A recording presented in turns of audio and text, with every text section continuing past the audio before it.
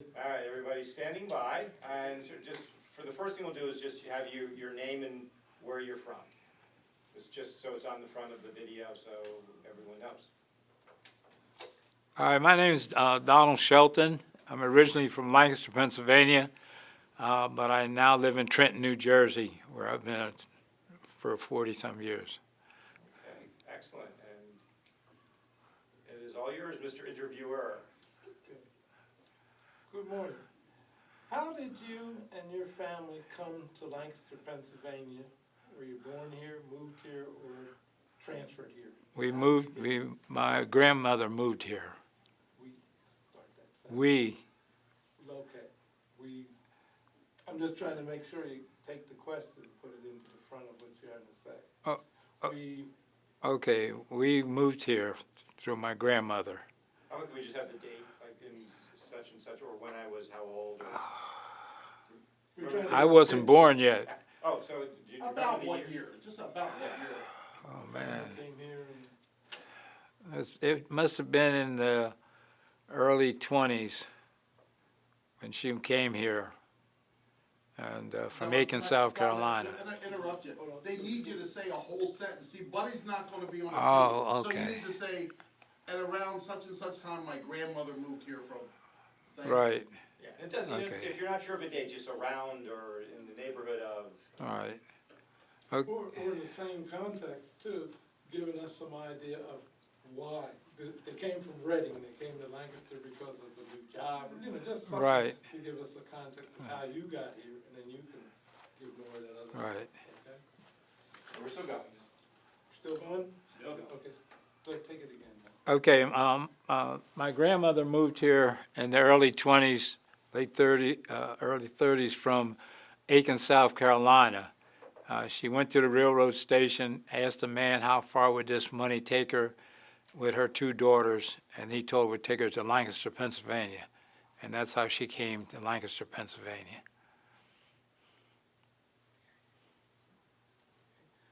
Where did you live when you were here? When I was first a child, we were living with the Slaymakers out on South Dew Street. That was a family that my grandma worked for, and she cooked and did odd jobs and everything. And we stayed in the house with that family until she had gotten married again to Edward Henderson, and they bought the house at 418 South Dew Street, and then that's where we lived until we sold it.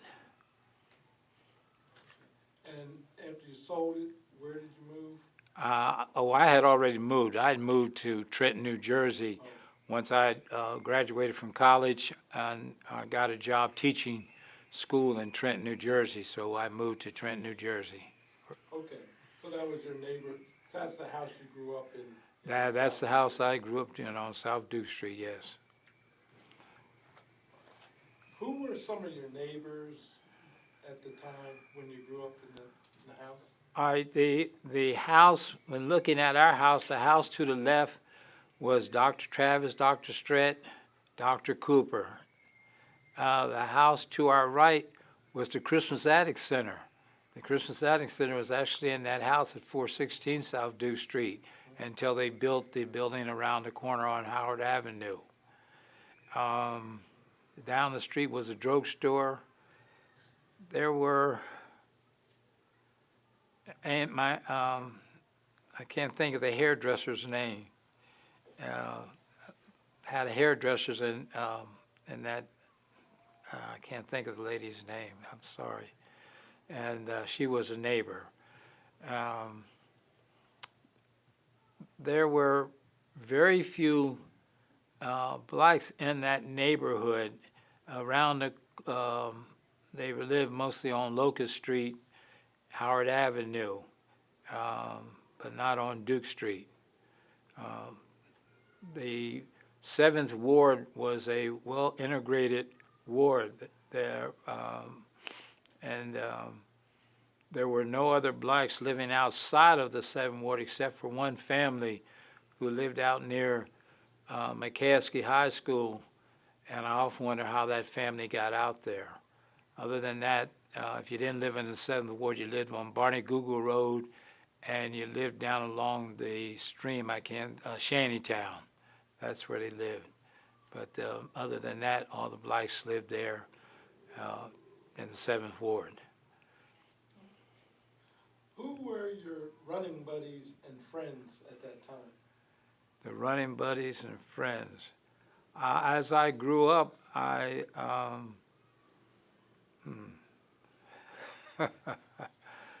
there was a kid across the street from me, a white kid. I don't remember his name.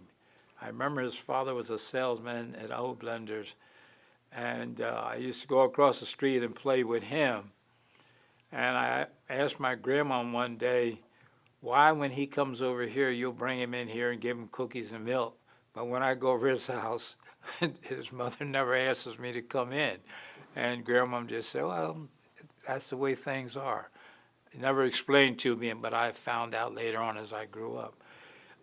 Bunny Gantz was one of my running buddies. A little older, Charles Webby, when I got a little older,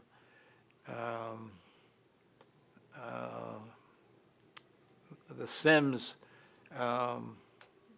Dickie Sims, Alvin Gantz, those were some of my running buddies too. I can't think of so many of them. I can't think of their names all of a sudden. But we all lived in the 7th Ward. We all went to the same schools.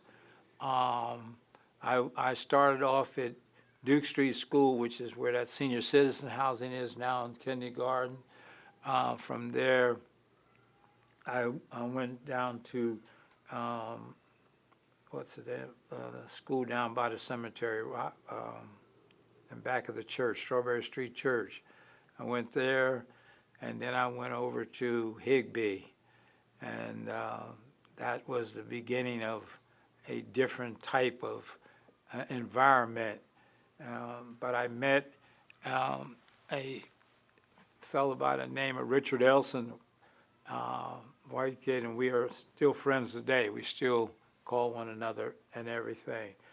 And I learned that I was looked at differently because the way I was treated when I was bad. I had a teacher that actually made me sit under her desk. And I've never seen that done to anybody else, and I've never thought about doing that when I was teaching. But once I left there, I went to George Washington and spent 2 years at George Washington, and then George Washington, I went to Everett Hand. And at Everett Hand, we had the principals of all principals, and he treated us differently. I was in a class with Mikey Clark and a lot of the other kids because we were supposed to be the bad kids. And but we had a teacher who believed in us. I don't remember her name, but she really believed in us, and she used to talk to us every day that when we left the classroom, the homeroom, to go out to the other classes, that we were supposed to do our best, always do our best. And it was hard sometimes to do because we were looked at differently and treated differently. And we were smart enough to understand what was going on.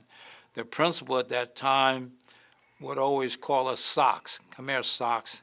He would not call us by our name or anything. And of course, I made the grave mistake of he blamed me for something that I didn't do and said something to me, and I hit him. And I was punished by maybe to sit in the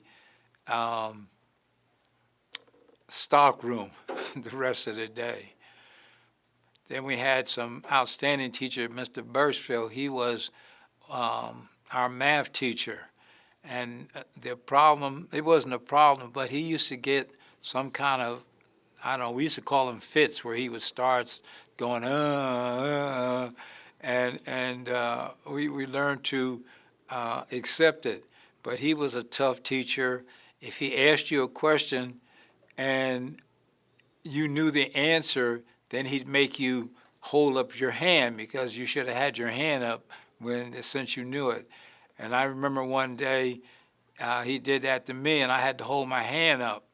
And then he had one of his fits, what we used to call them, and he was up there going, and I told everybody, put your hand down, put your hands down. So when he came out of it, he got himself together, he looked around and he said, I thought some of you had your hands up. And now everybody's scared to put their hands up because they didn't know what he might do. So he said, I want those hands back up. And so little by little, people would put their hands up. And I kept mine down. And then he said, there was one more. There was one more. And then I didn't know whether he really knew it or not, so I put my hand up. But he was a great teacher. He was a great math teacher. And I didn't realize that until I left there in ninth grade and went to McCaskey, how well balanced I was for my math out there. And it was through his teaching. Good, very good. What about McCaskey then? Once I got to McCaskey, it was a total different story because we were now in a school with very few black students, a lot of white students, although the students that I knew did come from Everett Hand, but we now had rental students who we didn't know except the ones we played against in sports. And so it was a different sitting. And in my class, there was only 3 blacks, me, Dickie Sims, and Johnny Hill. They were the only 3 black youth in there. But we were able to get along for some reason. We got along with everybody. And, of course, I played sports, so that made it easy to get along. And I had some outstanding teachers. One of my teachers was the cooking teacher. I can't think of her name right now, but we had cooking, and I took it and learned how to cook. And the other teacher, Mr. Gainey, I'm not sure his name, he was the biology teacher. And the first time I went to his class, the people were walking up to the door and they would start laughing and everything. And I thought they were looking in the classroom at somebody, but they were actually, when I got up there, it said, see the monkey in the room. And of course, when you looked, there was a mirror. So you were looking at yourself. And this had everybody laughing, and that was our introduction to Mr. Gandy. And he turned out to be the teacher that affected me to the point that when I went to college, I majored in biology. And that was through him, the way he taught us and everything. And I was thankful to him when I finally did go to college. And at the same time, I'd started playing sports in junior high school. And I went on to McCaskey and continued to play football, basketball, and run track. And for some reason, I turned out to be a pretty good athlete. I was a high school All-American football player in All-State in Pennsylvania, and that was great to be picked All-State. And, you know, with the reputation that Pennsylvania had for football players. I played basketball. We had a fair basketball team. We had a lot of fun and everything. And I high jumped and ran the hurdles in track. And I was the number 2 high jumper in the state of Pennsylvania. I can't think of his name right now, but the one person that I couldn't beat was one of the first 7-footers to jump 7 foot. I never got that high. The hurdles, I was number 4, Rod Perry. I couldn't catch up to him, and he was one of the all-time great hurdlers at that time. And even after he left, I think both of them went to the Olympics. How did being such a good athlete change your school experience? Well, it it changed my school experience that because people looked up to you and they expect things from you. And if you did something wrong, the coach would say, Don, I would never think you would do something like that, and everything. But there was still a stigma, and I don't know if other people have said this, but I knew who I was. I knew I was not white. I knew I was black. For instance, something happened one day, and this teacher grabbed me and was pulling me in the office. I had nothing to do with it. And he said, where's your knife at? And I said, I don't need a knife for you.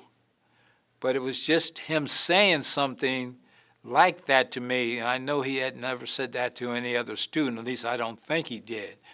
But on the other end, being good at sports had some teachers look at me differently and recognize that, hey, this kid's not dumb, and he's bad sometimes, and he fools around a lot. But I didn't do as well as I could because I was having a good time in school. I enjoyed my 3 years at McCaskey. I really had a good time being there. I made a lot of friends in my classes, and a lot of us are friends today, the ones that are still alive. And so even though there was a stigma in Lancaster that you were, well, we didn't use black in those days, colored, there were still friendships that I made with certain people and that we hung on to, and color wasn't the thing. But Lancaster had a stigma, and that was one of the things that sports sort of got you over. Because I remember when we went and won this championship game, and I caught the winning touchdown pass from Richard. And as we were coming, the bus was coming back in town, we got to Hamilton Watch Company, and there was all these people from Lancaster, and they formed a parade, and they marched the bus into McCaskey High School. And then we were looked at differently again because we had done this marvelous thing. We had beaten York, and we were the champs and everything. And so you felt that school was important and other things, but it was different in many ways. Did you feel that sticking with the school part there, high school, did you feel that they looked out for you academically then too? Because of the sports, did they help get you into college? Or did the school play a role in that or not? No, the school really didn't play a role. They didn't play the role that, as I look back and understand, that they should have, because as high as rated as I was, and there were some colleges, I don't feel that the coaches pushed me and brought me in and said, you know, look at this college or look at that college, or we'll call this college or not. And so when I finished my tour, I got a job for a while at Armstrong's, and then I left and joined the Army. And I never saw myself going to college, even though I was this big athlete. And I went and spent the 3 years in the armed forces. Did you go to college after that then? After I came out, times were kind of hard in '56, and it was hard finding a job. And so I said, well, I'm going to go to college. And I think that's why I went to Millersville. It was close, and it was cheap, and I was getting the GI Bill. I went to college to get that monthly check. I did not go to college to graduate at first, but I got into college and I started playing sports again, and that was sort of a motivation to keep me there. And then I ran into some teachers that I really liked that really pushed me, and the one thing that I look back on today, one of the teachers that really pushed me was a Southerner. And we used to have many discussions about her life in the South. She was from South Carolina, and the life up here and everything. And we actually had a little seminar, and I got Fred Reed to run the seminar about blacks and how they're treated and everything. And we stayed friends. When she retired, she went back down south. She would call me, we would talk. And I remember one day she called me, she said, "Don, guess what happened to me?" I said, "What happened?" She said, "My family put me in a senior citizen home." I said, "Well, you are getting old." She said, "Yeah, but you know." And we kept talking, and I would call her. And one day I called, and they said, "We don't have anyone here by that name." And I said, "Are you sure?" And they said, "Yes." So I know she had passed. And she was a great motivator for me while I was in college. I remember having her for 2 courses the same semester. And when I got my marks at the end of the semester, I had an A and a B. And I went back to her, and I said, "I should have 2 A's. She said, "Don, nobody can take me for 2 courses the same semester and get 2 A's. So I couldn't change her mind. Let's switch gears for a minute, because we're going to come back to the career a little later. But let's talk a little bit about your neighborhood again, in terms of the businesses. When you're growing up, what types of businesses actually existed in the neighborhood when you were? All right, there, right next door house up was a bakery, Romanoff's Bakery. That was there. And across the street on the corner of Howard Avenue was a beer garden. I remember that. A little further street there was a shoemaker's. Crisscross from my house was a clothing store, a Jewish guy, I can't think of his name, right? Not Stockings, I was. But they carried everything. With the neighborhood, you could go there and get dressed and everything. And right down the street, like it was my house, then the doctor's office, and then the drugstore was right there. And there was something across the street from the drugstore, but I don't remember what. But the corners across the street that sold shoes and clothing and all kind of things, I had an experiment with that one time. I went over and I bought a pair of sandals, and it was raining like cats and dogs. I mean, it was really raining, and I kept waiting for it to stop raining, and finally it wouldn't, so I just dashed out the store because I was only running across the street, and I ran across the street and ran in the house, and the shoes fell apart. My grandma marched me right back over the socks and got the money back. I'll never forget that. But It sounds like you had several businesses, like it was kind of self-contained. it was a self-contained, but they were all white business except for Mr. Walt down the street, who was a barber. The Elks Club was on the corner of North and Duke. Around the corner from that was the other barber. I can't think of his name. Shucks, I'm terrible. But we had 2 barbers, and I'm trying to think. My cousin had a beauty parlor also further up on Duke Street. But that was it. No big grocery stores or anything, just small corner stores and restaurants. That's a good picture.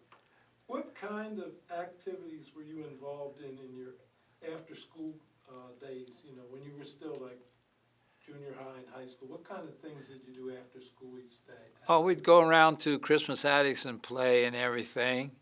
And then the big thing happened. The Elks Clubs formed the Drum and Bugle Corps. And everybody wanted to be in the Drum and Bugle Corps. And we were in the Drum and Bugle Corps. We got to travel. We were very, very good. We won titles and everything. And we had the whole shabam from, we had majorettes and everything. And that was one of the major things that happened to us in growing up. We were still young. I don't think I was, I wasn't even in junior high school yet when that started out. But that went on for quite a few years and everything. That was something that we can still talk about today, and we have pictures and things, and we got to travel. That was the other What were some of the thing. places they took you? Oh, I don't remember. I remember we went to Philadelphia. We went somewhere out west because we were Elks. So, every year the Elks have a convention somewhere, and we got to go to different places for that convention and march in the parade. But I don't remember the other towns, but I remember Philadelphia. What some of the things then that you did in the summer months? I mean, these are some of the things you might have done after school and so forth.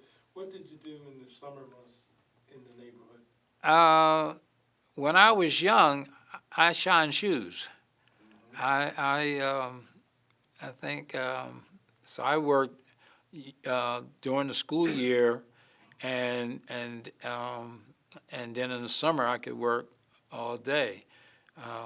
But I only did that up until around fifth or sixth grade, and then I started playing sports. But that was one of the major things that I did. And then once they built the new center just around the corner, we went around there and hung out and played ball, shot pool, and talked to one another, and it was some place to go and feel that you belonged and everything. You have a feeling in many places that you didn't belong when you would go, the way people would look at you. You go to the movies or something. Even though you're young, you know, and so we had a feeling about ourselves, and we acted a certain way to let them know. Like if we were in the movies and we were talking too loud, next thing you know, the person, what do you call that guy, the usher, he'd come down there and say something. You say, well, why don't you say something to them over there, and everything. And we learned how to beat the tide. We were pretty good at it. We learned a lot. I worked in the bowling alley also, made good money. I made over $20 a week, and back then that was a lot of money because there were some fellas working there actually raising families working in the bowling alley. Where was this bowling alley? Down from the post office, somewhere in that area. It was. I can't think of the street's name now. Did you do any other work as a teen? You said about you did the shining shoes up till fifth Right. grade, but after that, did you have any other And jobs? that was my main two jobs, when I shined shoes, and then when I sit pins in the bowling alley,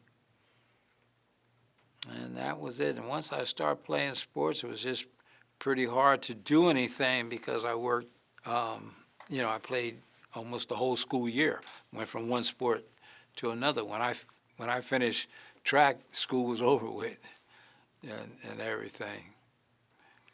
Okay, let's go back down. Now we're an adult again, okay? And you finished high school, and you did 3 years, you say, in the service? Yes, I went in the Army. Yes. That was a lesson well learned.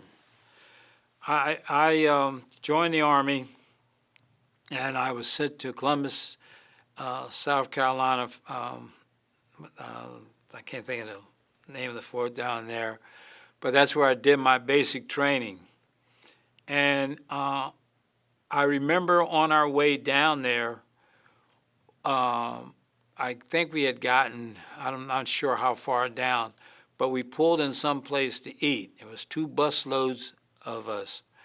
And I remember saying to the guy, so we're in the Army now, we can go in the front. And he said, you sure? I said, yeah, man, we're in the Army. So when the bus pulled around back, there was the sign on the door, coloreds. And so we knew. So when we got out, there was a white sergeant, a black sergeant. The black sergeant called us together. We went in the back. There were some Italian boys, I'm not sure the other race, that went in with us. They didn't want to go around front. They were from New York. And so we went in back, and we could order back there. And they had little teeny jukeboxes back there, and you could put your money in there and play the tunes. And this one Italian kid put his money in, and I guess being from New York, he was playing music that we would play. And every time his tune would start coming up, somebody would reject it. And this happened about 3 times. And he went through there was an area like you could look out in there, and he hollered out there and used some words, and he said, the next time I'm coming over. And they let him play. But then we got to Fort Jackson, and that was my first real live living of what racism was truly like. And I made I think one of the biggest things that ever happened in the South without anybody happening. I sit on the front of the bus. When the bus comes into the post, there is no discrimination, supposedly on post. So I sit in the front of the bus, in front of the moving sign. And this other young soldier, he was from Georgia, I think, he didn't want, I said, man, just sit down. And so he sat beside me. So as the bus was going through the post, Fort Jackson, picking up the other black soldiers would get on and said, man, you better move. You better move. And I said, yeah. So the bus got full, and the bus driver kept turning around looking at us. We didn't say nothing. So we went off post, and he looked at us right before the bus went off post, because when you go off post, now you're in the city of Columbus, and you go by the rules of Columbus. And we were sitting in front of that sign. So as white people were getting on the bus, they would look at us. And there were seats right in front, and they would sit down in those seats. So finally we stopped, and this little old white lady got on the bus. And I told the guy, I said, my grandma taught me well, about little old people, I'm going to give her my seat. But she walked up to me and stood, in other words, saying, you don't belong there, get up, boy. And I just looked straight ahead and didn't move. So when we got to where we were going downtown, got off the bus, everything was all right. I went home. I went back to the barracks that night and wrote my grandmom and said, guess what I did? I sat on the front of the bus in 1953 in Columbus, South Carolina. She wrote me back, boy, you better stop that stuff. But that was an idea. And I said, war's going on. I might end up going to war. And I should be treated like anybody else. How'd that make you feel? It made me feel good because I did a couple other things. I did something on post. There's the USO where the soldiers go to have fun and everything, and they bring girls in from in town. The white soldiers went on one night, the black soldiers went on another night. And it was up on a hill. I can't think of the name of the hill. And one night I walked around the barracks and said, come on, let's go. And they kept saying, no, it's not our night. I said, this is the Army. We should be able to go up to the USO anytime we want to. So we walked up there, and someone must have seen us coming. And they ran back in and said something to, I guess, the lady, and she came out and she looked, and there was this bunch of black soldiers walking up the hill. So we got there, and she stepped aside, and we walked in. So the place was full of white soldiers and white women. And so everybody was looking at us. So they were playing good music, too. And they said, well, what are we going to do? I said, I'm going to dance. So you going to dance with who? I said, all these women in here. So I went over and asked this girl, can we have a dance? And she didn't want to, and she was looking at me, but she got up. And we got out on the floor and we were jitterbugging, we were having a good time. So then some other ones started doing it, and we were really having a good time. And after a while, one of the guys came over to, did you notice anything? I said, no, why? I'm having a good time. He said, all the white soldiers have left. I said, what? And I looked at it, they were all gone. So we were having a good time, just talking with the girl. You know, wasn't doing anything bad. So one of the guys came up and said, man, look outside. So I went to the door and peeped out. There were about 200 white soldiers standing outside. So they said, well, what are we going to do? I can't think of the name of that hill, but we were up on that hill. I said, here's what we're going to do. When we come out the door, we're going to start running. Don't fall. But someone called the MPs. The MPs came, moved us out, and we went back. And I got called in, but, who do you think you are? And I said, an American soldier, to be treated equal. A little rebel in there. A little rebel, but it made a change on post, though. Amen. Yeah. Let's talk then about, okay, you went from McCaskey to The Army. Army, and then it's time to work, okay, employment, right? Yeah. What was your degree? My degree was in biology. I'm a biology teacher, the sciences, because remember I told you Mr. Gammon, he had always, there was something about him, and I learned to like biology, so I majored in sciences and the biology, and that's where I met the other lady and everything. And I couldn't get I couldn't get a job in Lancaster. It seemed there was no openings or whatever. Did you try? Yeah, oh yeah, I put in, right, and I was working I had a good job. I was working at RCA in color TV back then, and RCA was really big in color TV, and I probably could have stayed there, but I just wanted to teach. I wanted to, and I just couldn't get called. And I noticed one thing at the time, almost as far as I can remember, all the teachers in Lancaster that were black, the colored teachers were all people that had come in, like Fred Reed and all these. They were ones that had come in, and some that I'd gone to school in Millersville who were from outside of Lancaster. They got jobs, but I don't know. I couldn't get one. But I never thought about it at the time. And then I went out to the college and looked on the board and saw some different jobs. And that's when I went to Trenton. And I got down there and talking to the superintendent, and she told me, I'm sorry, Donald, but that job has just been full. But looking at my grades, records, and everything, she said, if something comes up, I will call you. And about a week later, she called me and said, I have a job for you. And so me and B and the kids packed up, and we moved to Trenton. Let's spend some time there. When did you get to Trenton, and when did you start working in the schools? I went, let's see, I have to ask me that. I graduated, let's see, college in 61. Worked at 63. In 63, I moved to Trenton and started teaching. I think that's it. I hope that's it, because I gave you a resume. Well, let's go through your career, if you don't mind. How did you start? What you started with biology at the high school? No, it wasn't openings at the high school. I was at junior high school.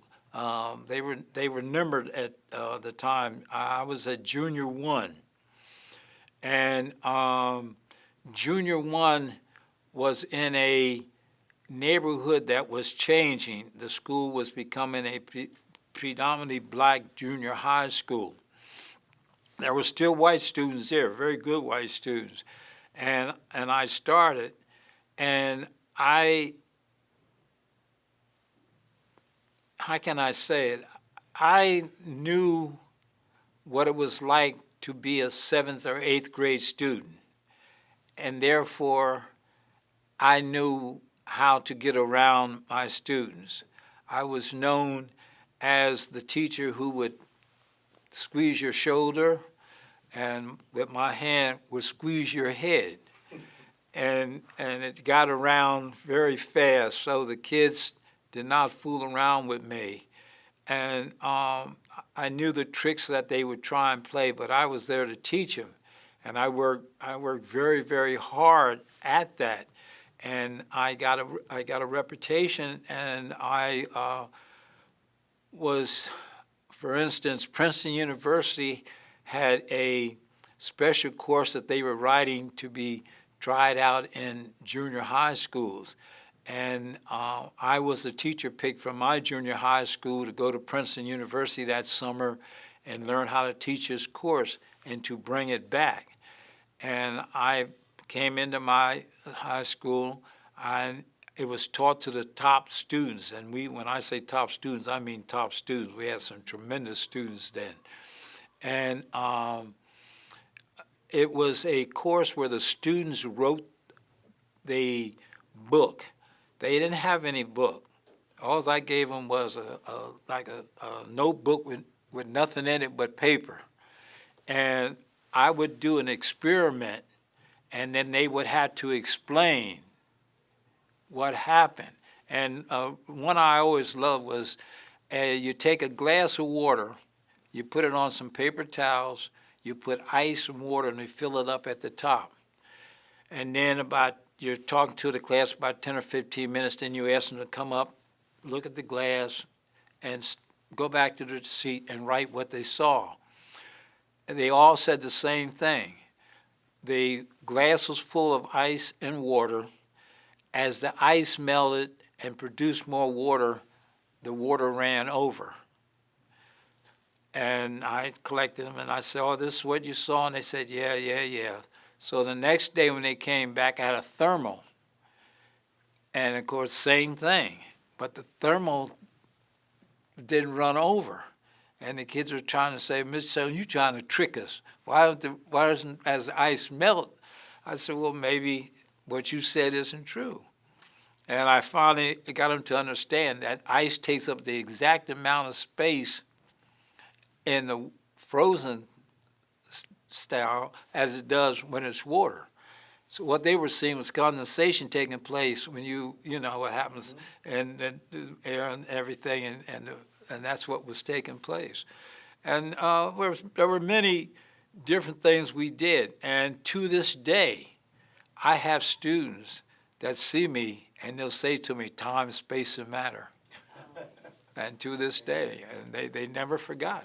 Do you remember what the name of that type of teaching was called at that time? No, I don't. I don't remember what it was, but it was through Princeton University. They took 5 different science teachers and took us to the school. And we had to go all summer. We had to learn this all over because it was, and the end of that was to learn how long it took the Colorado River to cut the Grand Canyon, and the students figured it out.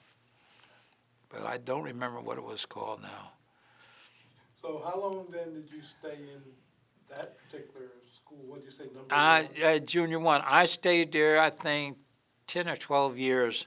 And then a buddy wanted to start, what do you call it when you drop out of school and you go take that special course to get your high school diploma, GED. And he asked me would I come and work with him and Bucky Leggett. And I said, yeah, I'll come inside. I took a year off, sabbatical for a year. And I went and it was being run by the college, Mercer County. And I got it going and everything. And at the end of the first year, I wanted one more year to really, make this, hey, this is Don Shelton, he did this. And they wouldn't give me another year. And it really made me mad because I knew a lot of teachers that got 2-year sabbaticals and all that. So I quit. I said, well, I quit. And I went to the college. And I ran that particular, I did the GED for about a half a year. And then another job came up and I took another job. And then that started my growth in the college of taking different jobs. and I ended up running the non-credit courses. When I took the non-credit course, well, I took over the evening school first. I became the head of the evening school, and that was major because the evening school part-time students was the biggest part of Mercer County Community College at that time. And here I was walking in and taking over. And we had non-credit courses, and the guy that ran those worked for the president in his office, but he only did about 12 of them a year. And I went and talked to the president, and I said, this is money. I said, we can really make a lot of money. So he let me take over and start running that.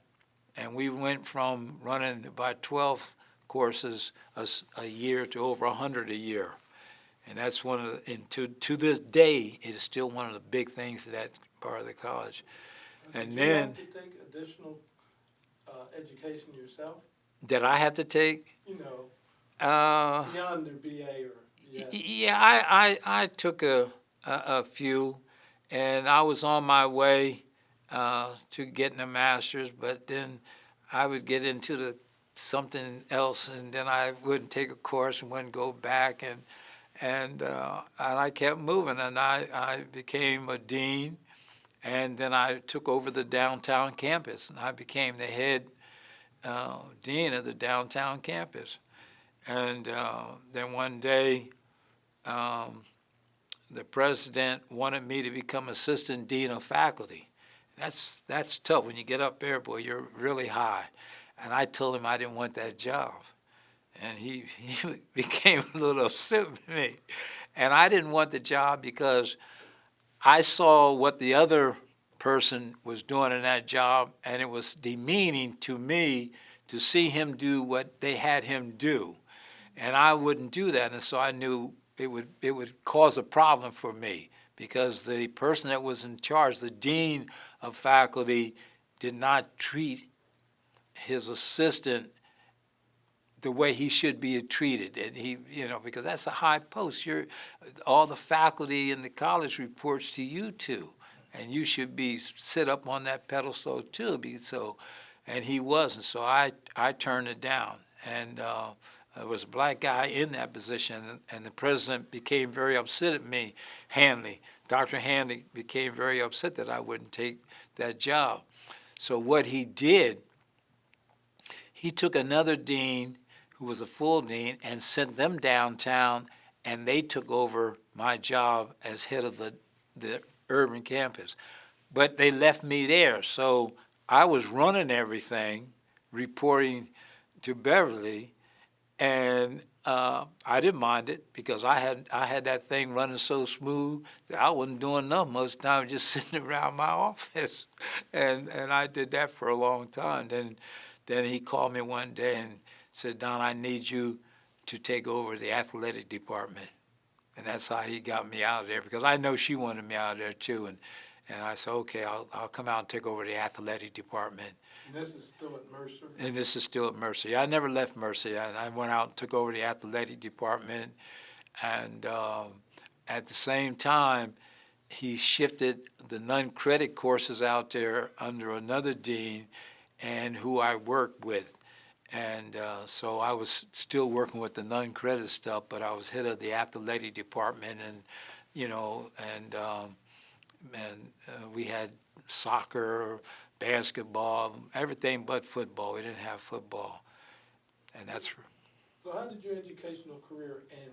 You're retired now. Yeah, well. Were there other things beyond that you did then, or was that? You mean once I retired?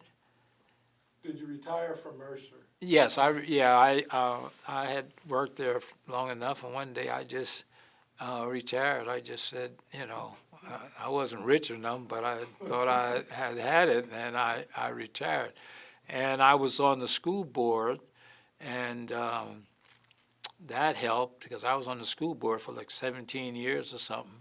So that was something I took to it for Trenton, for the city of Trenton. Yeah, Trenton School District. So I had that. And then there were other little jobs that came up. One of the famous jobs that I ever had, and you understand why I say this. One of the young men that had worked for me when I was at the college, and he had left, and he was running a program, and he had written this grant, and we were getting all this money. I forget what computer company we were doing it for, but going around to the high schools, getting high schools involved with computers, because at the time, high schools didn't have computers and use them. And we were able to get them computers and all this. And to me, the big joke around this, I didn't use a computer myself, because when I was working, I had 3 secretaries, and they did everything, and all of them would try and get me to work on the computer, and I'd always say, I'll do it tomorrow. My wife, we had a computer home. My wife, she could do the computer, and she said, Don, come here. I want to show you something. I said, later on, hon, later on. So here I was going out to all these high schools and everything, and I had a program and everything, and talking to the students and everything, and showing them what I could do for you, what we could do for them, and everything. And then the high schools would buy the computers from the company, and all this on my say-so. And these students were sitting out there and knew more about the computer than I did. And I enjoyed the job, and I always told my wife that I was going to learn how to use computers. And of course, till this day, I still don't know. Welcome. Was there one more, and then I think we'll go to break then after one more question, all right? I was gonna ask you, there's rumor that school's gonna be named after you, or is named after you, or Well, what's that all about? Oh, okay. I push gifted and talented, very, very, very smart students. And so when I retired, then the new mayor came on and he took me off. People got upset because he took me off the school board because I was one of the people, and they know I led things. And so the school board members that were still there, they said, we're going to name something after you. And I said, what are you doing? And so they named the Gifted and Talented program after me. It was supposed to be a school, but then it didn't work out with all the changes with the charter schools. We have like 4 charter schools, but that's still in the works. But the program is, the Donald Shelton Gifted and Talented program. Once we get the school and everything, then it'll be Donald Shelton Seniors, elementary school, high school, whichever one it'll be, Gifted and Talented. But we still have the Gifted and Talented program, and I'm hoping to do that. And I going to talk to the superintendent because I think we need to make a change in the way they're teaching, the way they're doing the students. They need to look at all the student scores and start putting them in schools according to their scores, because every school in Trenton failed the state test this year, and there's too many smart kids for that. And so we need to start putting those kids, those good kids, together. And I'm going to talk to the superintendent. But yeah, I got something named after me. And I think me, as bad as I was in school, That's your legacy there, huh? that's my legacy. Okay, thanks. Yeah. For that. The papers as they come out. I know. Okay, we're rolling again. All right. A little bit about your family, married life, and I came out the Army, and I was standing on the corner talking to Alvin Gant, Dickie, and somebody else, and 3 girls were coming down the street. Sissy Johnson, I can't think who the other one, and B. Shelton. And I turned to the guy and said, who's that long, tall drink of water? And he said, that's Belle's daughter. I said, Belle's on the road? He said, yeah. I said, she lived at our house when she first came here because my grandma used to rent rooms. I didn't know she had a daughter. And she had moved to Lancaster when I left Lancaster. So she went to high school and I had gone. And I guess it was her being like 5 foot, well, almost 6 foot, I guess, you know, and I hadn't seen any other tall girls except for that one family that had that real tall girl. And we got to know one another, and one day we got married. There was 3 kids, 2 boys and a girl. The boys are all tall like her. They're taller than me. I'm the shortest male in the family. One's 6'6", the other one's 6'10". Very short. And we had a good life together, real good life together. We did a lot of things. We did a lot of traveling. Once we got ourselves together, we had one group that every 2 or 3 years we went on a cruise. We would go somewhere. And in all our traveling, me and B bought a place down in the Bahamas. So we would go to the Bahamas for 2 weeks in the summertime, and we did a lot of stuff. And then, by being on the school board, the superintendent wrote a grant and got all kinds of money for the board to travel and see other school systems in Europe. So we started going to Europe, and I was in Greece. I didn't go to England. I didn't go to France, but I went to Greece, Sweden, Denmark, Germany, and I didn't have to pay. So the only one that I had to pay for was B, but I had to pay for her to get there because when she got there, you know, I already had a room. So we did a lot of things like that and everything, and. I always thought that the insurance and everything that B, because she was so healthy, would be here after I'd be gone, because I had lived that fast down on life.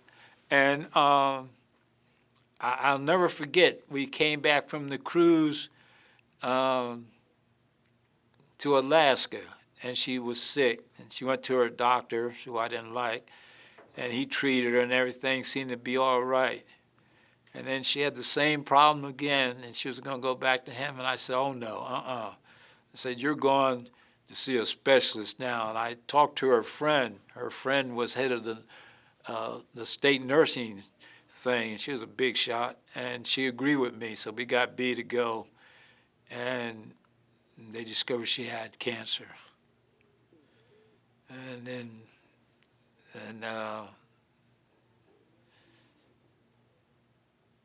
that was, and in 2 months she was gone. She died on July the 4th. What a day to pass on, but it was, I don't know. In some way I'd say, well, she picked I can't forget, you know, the day that she passed, but and I just think her doctor missed the cancer, and I just think that if I would have spoke up later on, but then they always say when the Lord wants you, the Lord's going to take you. What year was that she passed? 2006, she's been going 10 years. 2006, July the 4th, 2006. And a funny thing happened. The grandson came over the house that day, and she loved her grandson, and he loved his nanny. And I said, I'm going out to see your grandma. You want to go? Oh, yeah.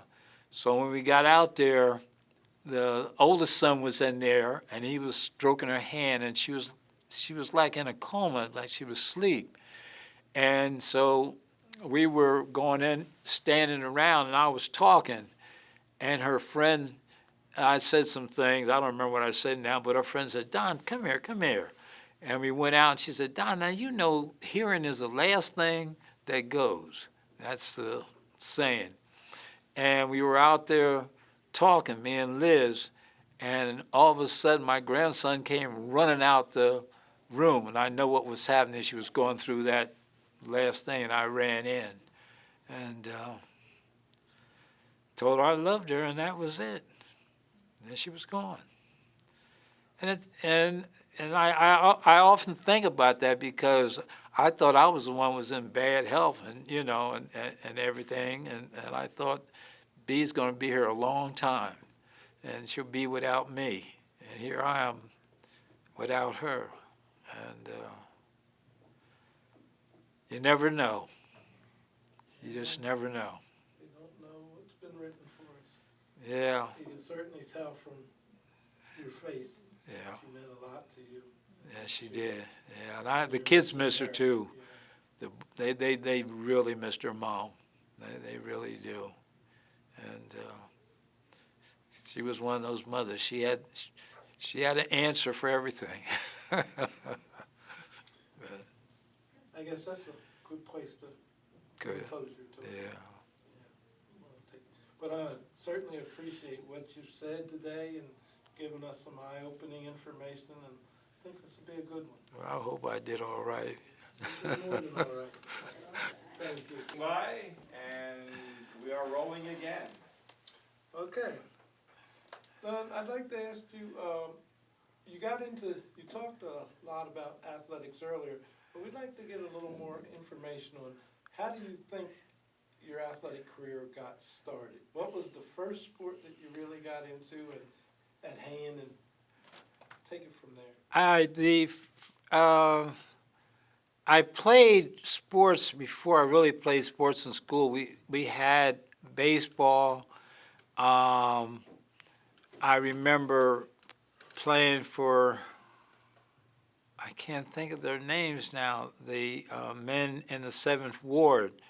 And I was playing in right field.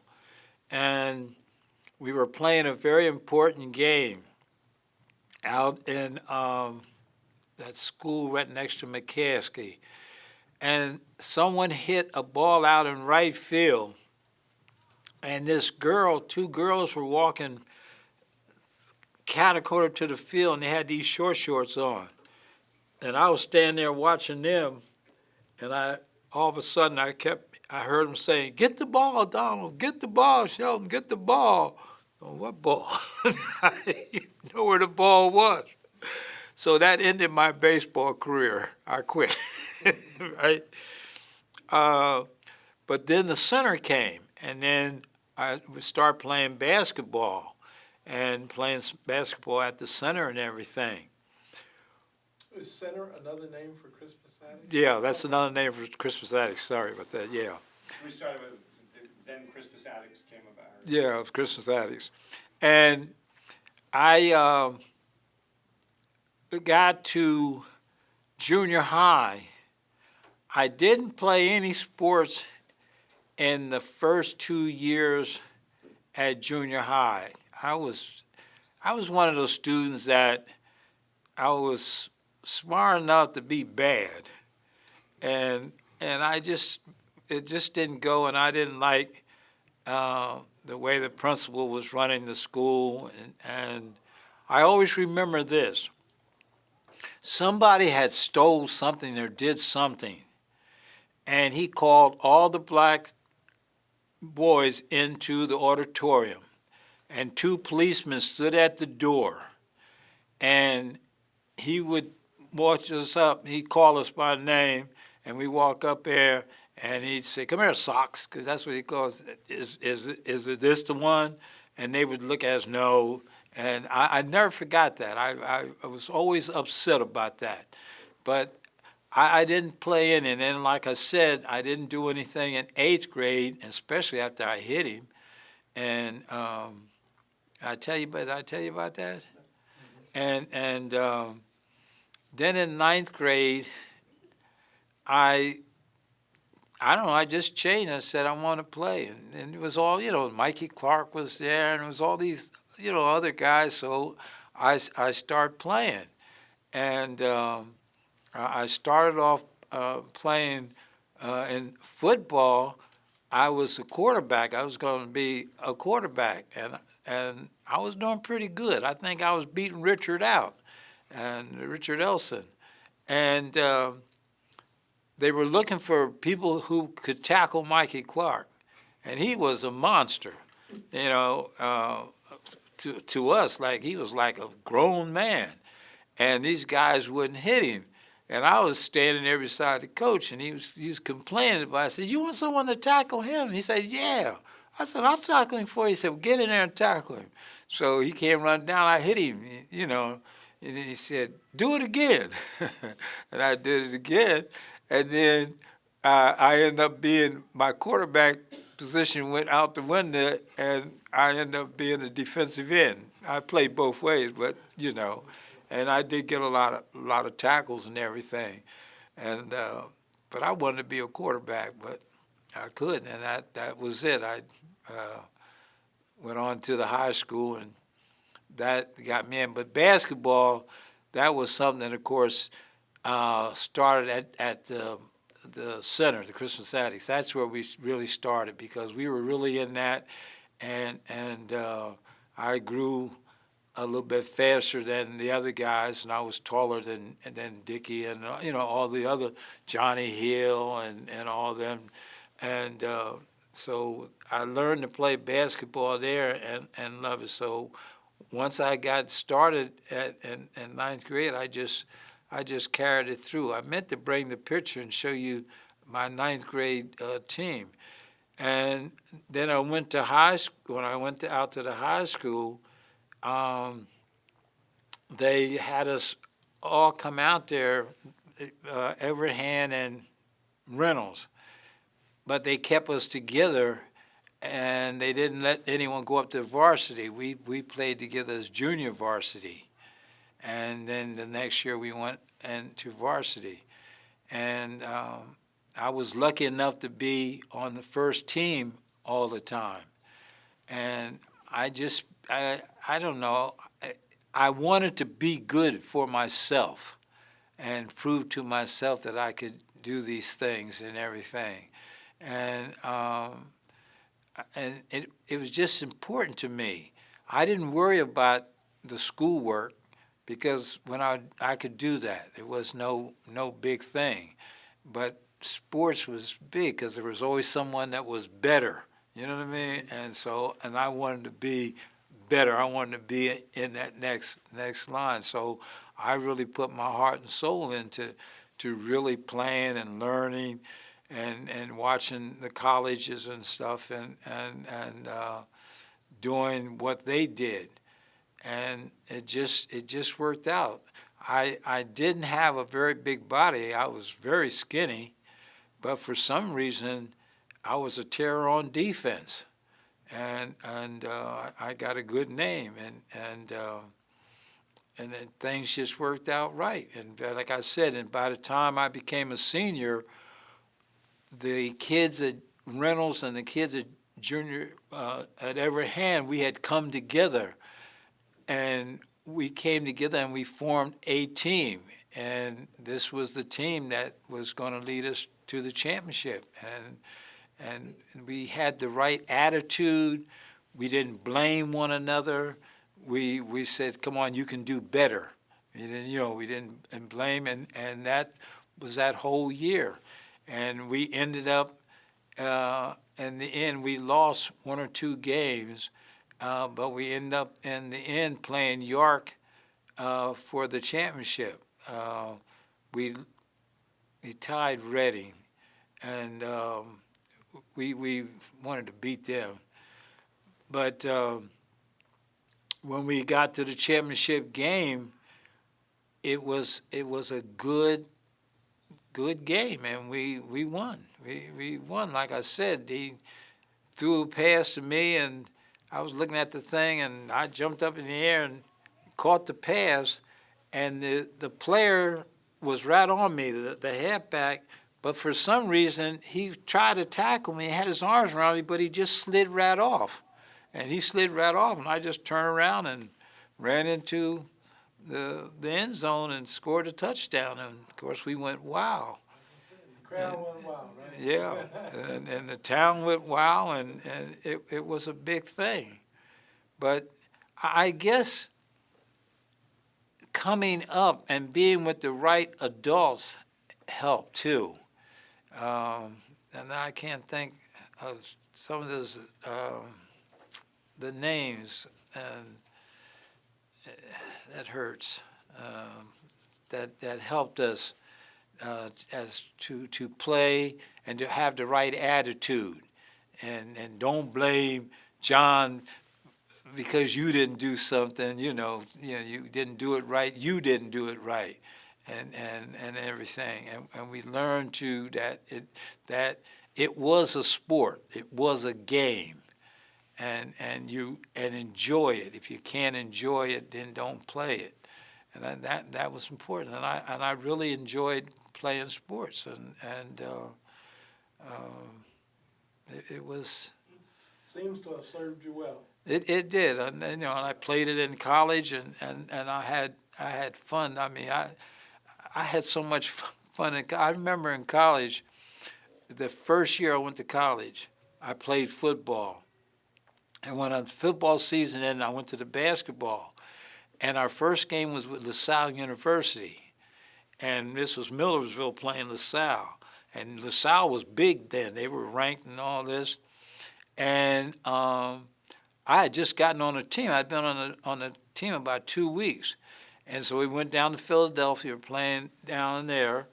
And I was sitting at the end of the bench enjoying the game. And I was having a good time, and we were winning. And we weren't supposed to beat this team. This was a ranked team. And I don't remember who it was fouled out.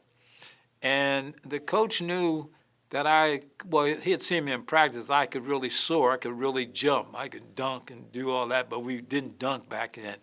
But anyway, they were shooting a foul shot, and he called me. And I was sitting there on the end of the bench. I was, and the guy said, he's calling you. He's calling you. And I said, he's calling who? He said, he's calling you. And I didn't want to go in the game. I mean, And he called me and said, Don, go in there. If you get the rebound, make the right pass. And then I said, okay. And so I don't remember who the LaSalle player was, but he shot the ball. The ball hit the basket. And he just hit the ball sometime, and the ball goes up. And I went up and grabbed it and threw this outlet pass. We went down and scored, and we ended up winning the game. And this was a big upset. And just the heart. And I just had fun playing sports and everything. And I didn't think that I was going to be a good, that's not the word to use, and important to the team. And I became important to the team, and so I played basketball and quit football. And they were losers anyway, and I blamed that on the coach. And then I got married, and I remember we were in the apartment, and B said, John, there's a bunch of guys out there from the football team hollering for you. I said, what do they want? So I went out, and they were trying to get me to come back to play football. I said, no, I'm not playing for that. The coach, won't mention names. And they said, well, come on, we got a brand new coach. I said, no, I made up my mind. I'm not going to play football. I'm just going to play basketball and run track. And so I never went back to find out how good I can. Here's the funny thing. When I graduated, I got a letter to come to Baltimore to try out for the Colts. Okay. I hadn't played football in 3 years, so I didn't go. So you never took that chance. And I'm mad at myself. I really would have liked to have gone down there and see how well I could have made out as a flanker and pass catching. And I never asked Lenny Moore, but I often think that Lenny might have had something to do with it. And I always say I'm going to ask him. We get together, and I forget to ask him. Because I hadn't played football in 3 years, and a pro team sends you a letter to come to the camp. And I don't know what I did with that letter. I always kept it. It was very important to me.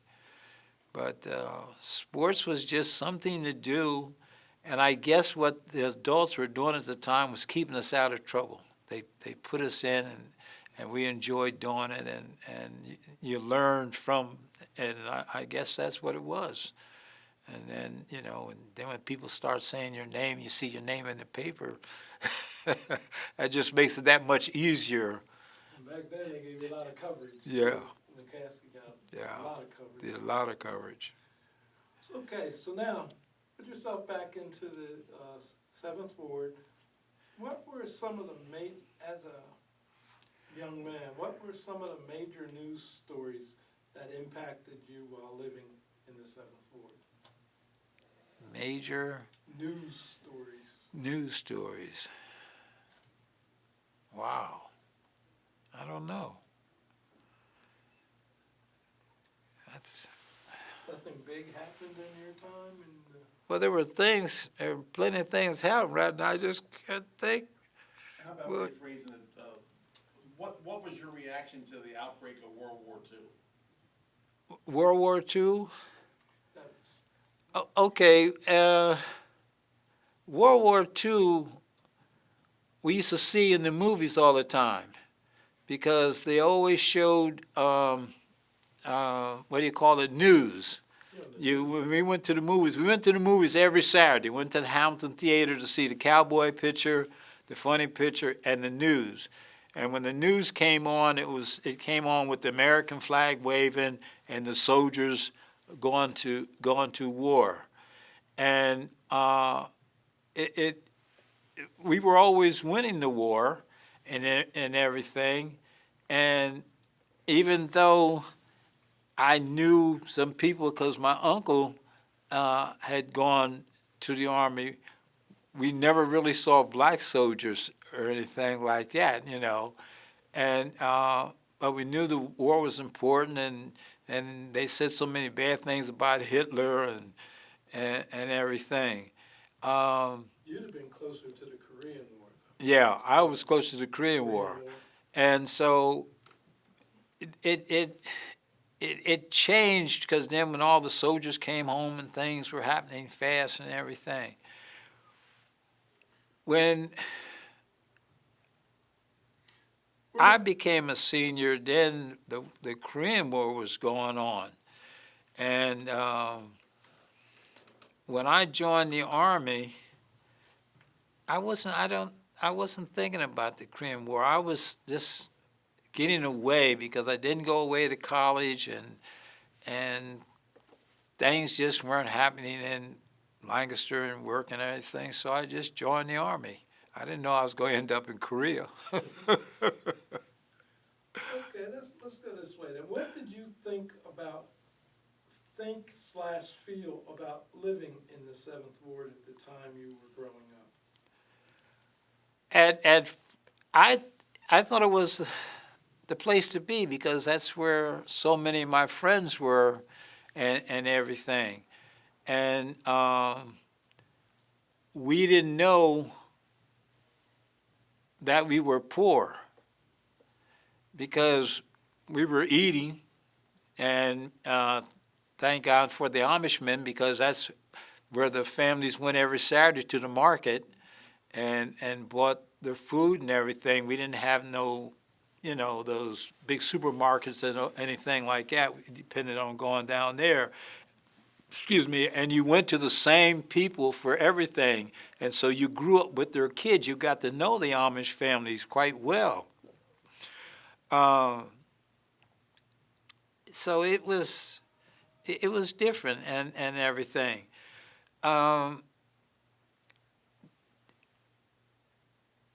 The jobs that had people, everyone seemed to be doing quite well. We knew some people didn't have as much as other people, but there were large families like that. Who was a family that had 21 kids? The Dennisons. But and I used to cut down the alleyway past our house. They lived right there on the corner, and I used to say to them, "How do all you eat? You all eat at the same time?" And where it is, because their house was kind of big, but it didn't seem big enough for when all them people started coming out the house. And I grew up with those and went to school with Christine and what you call it all there. And it was living in the 7th Ward had its rewards. You got to know people. You got to understand people. I remember when. Who were some of the leaders and the adults? You know, this is an area where, Well, and their role models at that time. well, one of them was Mr. Walt, the barber, because you went down to the barber and you would sit there and hear things and you would listen to the men talk and everything. And then when I would go down with Gerald when he wasn't, then I could talk to him about what I heard in the barber shop, and he would give me his version or, explain some things to me. What's the other guy's name? He was a big athlete. Barney Yule. See, like he was a big athlete. So, he made it. I can make it, and everything. And you heard all these stories about him. And what he used to do to us, he would give us a whole block ahead of him, and we were supposed to run to this point. And then they would say, "Get on your mark, get set, go," and we start running. And we winning. All of a sudden you hear him, boom, boom, boom, and he just run right past us. And we could never beat Barney. And so you learn from them that you're good, but you're not that good. I'm trying to think some of the other athletes.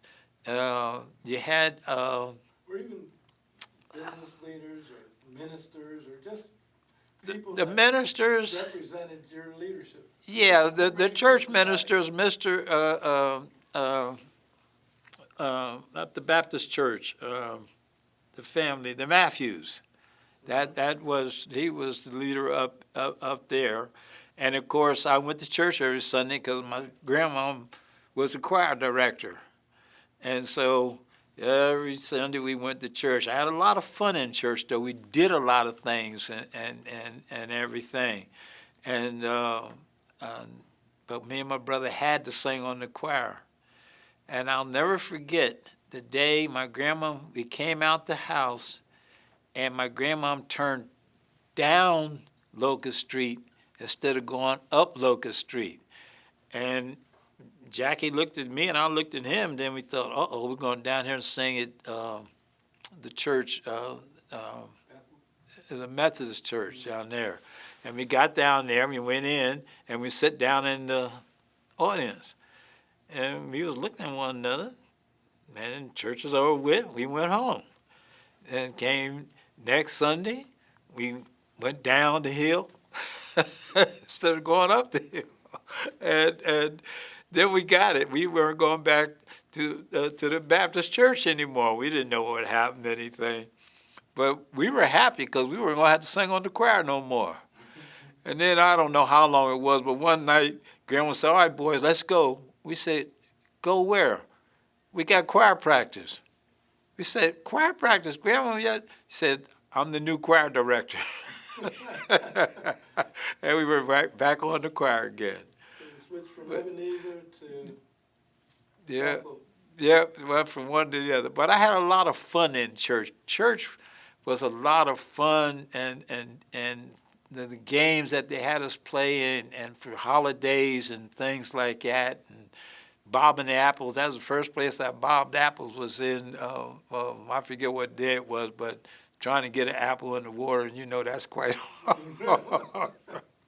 But it was fun. I enjoyed that. And my grandma, she was a church person. Yeah. How would you identify in your perception, the good or bad sections of the neighborhood? Were there parts that were considered good and bad? Well, let's see. Up on the street that I lived on, Duke Street, that would be considered good because it was a main throughway. Mm-hmm.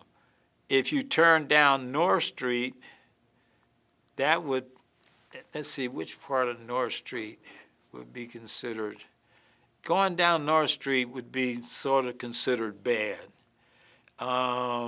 And going up North Street. Some sections of Rockland Street. And of course, the Mercer Alley. Mercer Alley is the one up off of Locust Street. It ran between Locust and Howard Avenue. That was one. Then there was another one. But I didn't consider them bad. I had family up there and everything. My mother's sister lived there. The Nixons lived right on the corner. Bunny Gantz lived up there. There was a lot of people that lived up there. So that wasn't a bad, I didn't consider it bad.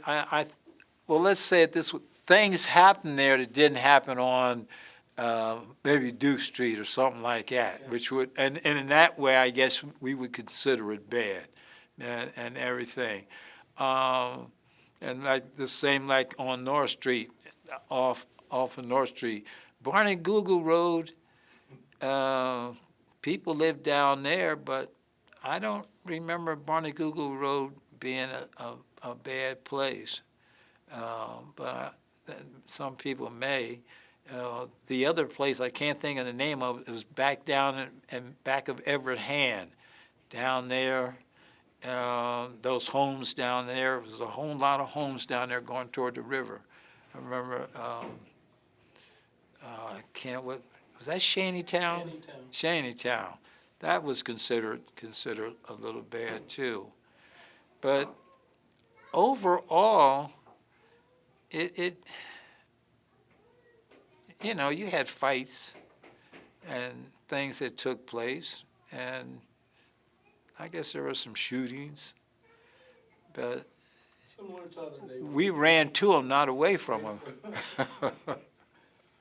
Okay, what about in services? What doctors and dentists did you go to during this time period? Okay, my doctors were right next door. Dr.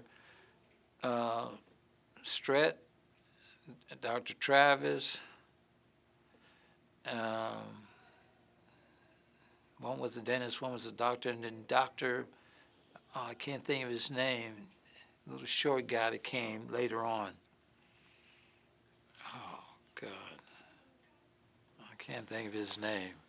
And then you had the foot doctor across the street. Shucks. I can't think of their names, but he lived over there. People like Robinson and Copper? Yeah, Dr. Copper and Dr. Robinson. Dr. Robinson was the foot doctor. Dr. Copper was a regular medical doctor. So those were the doctors, the whole Dr. Strett, Dr. Travis, Dr. Copper. Yeah, those were the dentists and the doctors. And I'm also seeing your paper that's in your jacket. Coming out of your jacket. Huh? the jacket, In your jacket, The white inside, paper. the other side. Oh, Paper, yeah, there you go. thank you. I think I read something in your materials about, because we talk about the doctors and then the hospitals, that connection. Could you describe something to do with doctors having, how you could, to go to a hospital, black doctors had to have a white doctor allow you to, they had to sign off? Because I never, when you went, you never had our doctors here. We had a different doctor in the hospital. So I guess at that time, early time, they weren't allowed to practice in the hospital. Because I can't, Dr. Apple, because that's right, we had Dr. Apple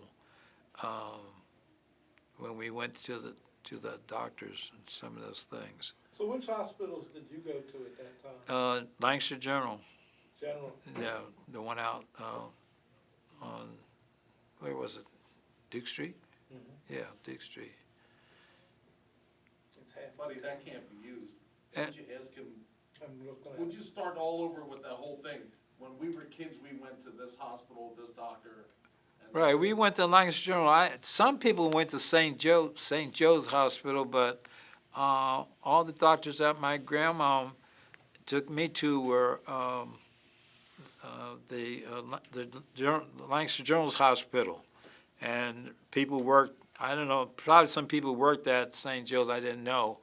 But I even worked at the Lancaster General Hospital and everything.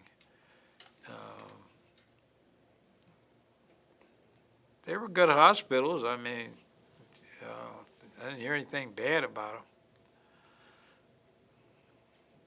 Okay, I get, what I was thinking about from this material, I have this statement to the fact that black doctors could not place folks in hospitals without white doctors to sign in. Yeah, that's the way it was. That's where I was told that you had to have the other doctor. I was a kid now, whether it was true or not. Okay, I'm just- Yeah, but that's what I was, you know. Okay, I just wanted to explore that, I want to Right. read that one go. Okay, what nightclubs, dance halls were available to you at the time? Nightclubs. Okay. Dance hall, the Elks would have dances and everything. Night, what was his name? What was their name? The big family. They moved here from Harrisburg. Sturgis's. He had that big bar there and everything. When we got older, of course, we could go in there. Then there were a lot of little corner bars around. And one we used to go to, the guys, and sit around and talk, was Bing's. And Bing didn't serve anything but beer. And but a bunch of us would go over there and sit down and just talk, and then you buy a round. I think it was only 5 cents,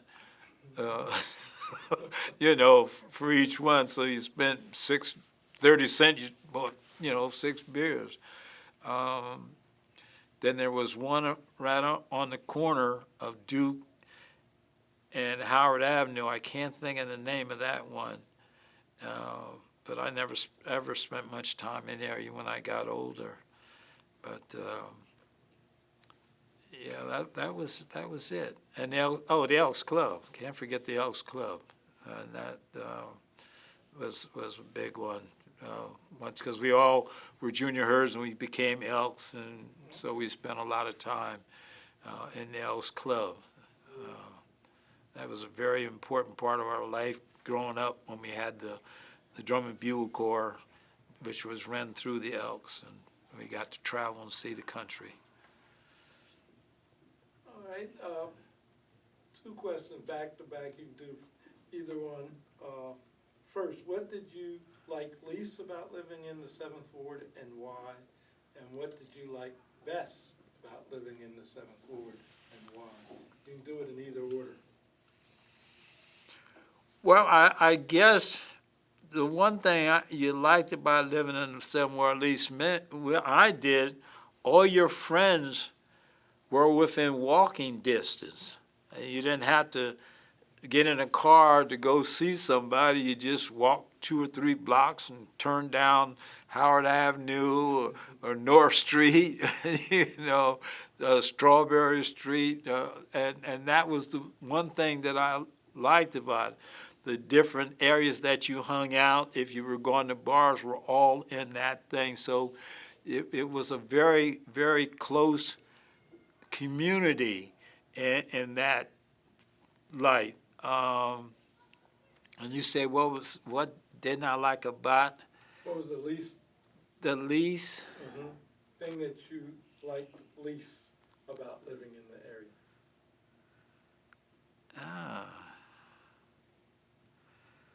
I guess looking back now, I don't know if I was aware of it, but there was a stigmatization. You're from the 7th Ward. And sometimes you would hear that said. And you didn't understand it because all the bad things that happened in Lancaster didn't happen in the 7th Ward. There were things that happened in other parts of Lancaster, and everything. But that would be my man, why do you stigmatization? Is it because I'm black or color, Negro, whatever you want to use, or what is it? But I did like living there because, like I said, all your friends were close. You could have a lot of fun. You were invited. And you could go to someone's house, and people would give you food, and they may not be able to really afford it sometimes, but the parents were very friendly with the different children. And of course, we hung out at Mr. Walt's barbershop a lot, and we used to get a lot of lessons from Mr. Walt. Mr. Walt used to talk to us about a lot of things. But it was with all the bad things that did happen, and there were bad things that did happen, it was still a nice community to be in, because almost everybody knew everybody. And if something happened or something was seen, the adults would come to your rescue or something like that. And they were there for you, and people did help one another and everything. I And heard that a lot. Do you really feel you experienced that? I mean, that neighbors looked out for neighbors in yeah, the area? yeah, because if they see you doing something, Don, I'm gonna tell your grandma. You know, and yes, and they felt that they could say something to somebody else's child. And today's, well, that's not the same. People don't feel that they can say something to someone else's child unless it's someone that might live right next door. But if you went down the street and went way down on North Street, and I was down there, who used to, Lisa's family or something, saw me doing something, they felt that they could say something to me, or Judy Smith's mom or something. And that, they were blocks away, but they knew my grandma, and they felt that way. So you had other people looking out for you that you didn't have to always be around. They knew your family, and that was enough for them to, you know, or say, why are you doing that, boy? You know, right. What were some of your holiday traditions that you engaged in during the time? And what were the big Well, get-togethers? Christmas was the big holiday tradition, I guess, and you went to church and everything and got ready for Christmas, and you put up the Christmas tree, and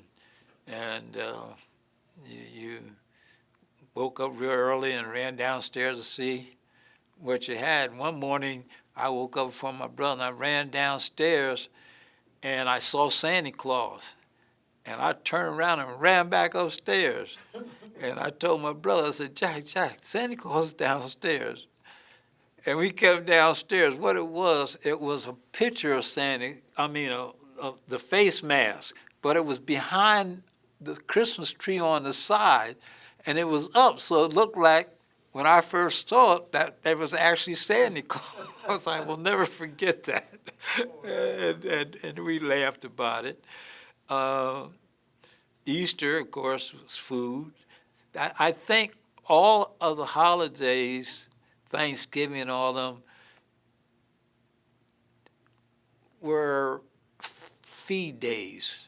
We had good meals, and the families got together and things like that. And I think that's what made the holidays, I know for us, and I think for a lot of families in Trenton, because it was a time of the family coming together in the different homes and everything. Was there a central home that they went to, a grandparent, your house, or something? Or was it? Yeah, we were the central. Grandma had all the family together. She had this real long table made. And in fact, I just sold that table to a very good friend of mine, a young lady. And we would all sit at that table. Well, now, the grown-ups would sit at that table. The kids would sit off sit off at the card table somewhere and everything. But it was the togetherness and the fun and the family and everything. And I think that's one of the things I think that happened in a lot of families in the 7th Ward. And I think that was a tradition that was passed down and everything. Yeah, that was fun. From a standpoint of the formal questions, we're finished. Is there anything anyone wants to now contribute? How big is his feet? What do you say? How big are your feet? Size 15. Is there anything that, okay, that's off the script or anywhere that you just feel significant about your experiences and your family that you'd like to share? Well, I guess, Because we can have stuff geared. right, I guess one of the Marriages and big stuff like things with I was raised mostly by my grandmother, but my mother was around. I guess one of the big things for me was when my mother went off to the Army. And How old are you? let's see, Second World War, I guess I was 10, 9, somewhere around there, yeah, because of 34, 44, yeah, and everything. And that was big because my uncle, my aunt's husband, had gone off to war. And I remember when they were getting ready to go overseas, and Indiantown Gap was where all the black soldiers was. And they took us up to Indiantown Gap to see them. And my grandma had me learn how to play the piano. And so when I went up there, my uncle told the other guy, say, hey, he can play the piano. And they said, he can? I said, I was about 9 or 10 years old, And so he said, well, play something for us. And I started playing, he'll be coming around the mountain when he comes. And they were standing up there singing. I'll never forget that. And I was playing that boy. He'll be coming around the mountain when he comes and everything. And I played a couple other tunes. And those were, it was sad because they were getting ready to go overseas, but it was fun at that particular moment with Uncle Laverne and everything. I guess growing up and seeing things, I've seen people get killed. I remember, I can't think of Red's name, but they came running down the street saying that he got shot in this house, and I don't know why. We ran up the street, and I was the first one to the door, and I looked in the door, and there he was laying